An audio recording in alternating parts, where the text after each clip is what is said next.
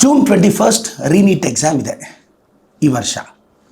ಅದರಲ್ಲಿ selected concepts ನಾನು ನಿಮಗೆ ಹೇಳ್ಕೊಡ್ತಾ ಇದ್ದೀನಿ. ಬಯಾಲಜಿಕಲ್ ಕ್ಲಾಸಿಫಿಕೇಷನಿಂದ ವೈರಸಸ್ ಅಂತ ಎಕ್ಸ್ಪೆಕ್ಟ್ ಮಾಡ್ಬೋದು. ವೈರಸಸ್ ಅಂತ ಈ ಚಾಪ್ಟರ್ ಲಾಸ್ಟಲ್ಲಿದೆ. ಸರ್ ವೈರಸ್ ಅಂದರೆ ಏನು ಸರ್? ಪಾಯ್ಸನಸ್ ಫ್ಲೂಯಿಡ್ ಅಂದರೆ ವೀನೋಮ್ ಅಂತ, ವಿಷ ಅಂತ ಅರ್ಥ. ವೈರಸ್ ಹೇಗಿರುತ್ತೆ ಸರ್? ವೈರಸ್ಸಲ್ಲಿ ನೋಡಿ ಪ್ರೋಟೀನ್ ಕೋಟ್ ಇರುತ್ತೆ. ಈ ಥರ ಈ ಪ್ರೋಟೀನ್ ಕೋಟನ್ನು ನಾವು ಕ್ಯಾಪ್ಸಿಡ್ ಅಂತ ಕರಿತೀವಿ. ಪ್ರೋಟೀನ್ ಕೋಟ್ನ ಕ್ಯಾಪ್ಸಿಡ್ ಅಂತ ಕರಿತೀವಿ. ವೈರಸಸ್ಸಲ್ಲಿ ಪ್ರೋಟೀನ್ ಕೋಟ್ ಇರುತ್ತೆ. ಆ ಪ್ರೋಟೀನ್ ಕೋಟ್ನ ಕ್ಯಾಪ್ಸಿಡ್ ಅಂತ ಕರಿತೀವಿ. ಆ ಪ್ರೋಟೀನ್ ಕೋಟ್ ಜೊತೆ ಜೆನೆಟಿಕ್ ಮೆಟೀರಿಯಲ್ ಇರುತ್ತೆ. ಆ ಪ್ರೋಟೀನ್ ಕೋಟ್ ಜೊತೆ ಜೆನೆಟಿಕ್ ಮೆಟೀರಿಯಲ್ ಇರುತ್ತೆ. Genetic material ಯಾವುದಿರುತ್ತೆ?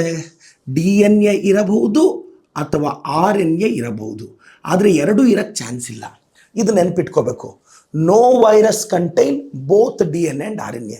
For example, protein coat ಇದೆ ಪ್ಲಸ್ DNA ಇರ್ಬೋದು, ಅಥವಾ ಪ್ರೋಟೀನ್ ಕೋಟ್ ಇದೆ ಪ್ಲಸ್ RNA ಇರ್ಬೋದು.